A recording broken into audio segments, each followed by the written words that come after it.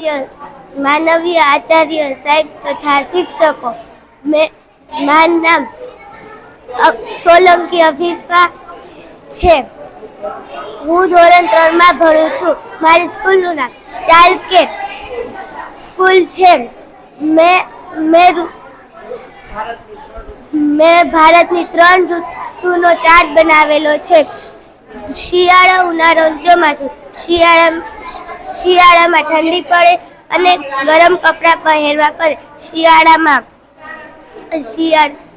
તલ સાંકળી, પછી અડદિયા ખાવાની મજા પડે છે. પછી ઉનાળામાં ગરમી પડે અને ઉનાળામાં સુતરાઉ કપડાં પહેરવા પડે અને આઈસ્ક્રીમ અને ગોલા ખાવાની મજા પડે. પછી ચોમાસામાં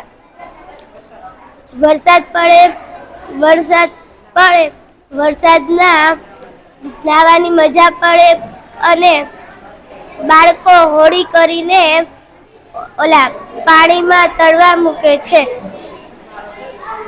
મારો વિડીયો ગમ્યો હોય તો શેર કરો, લાઈક કરો.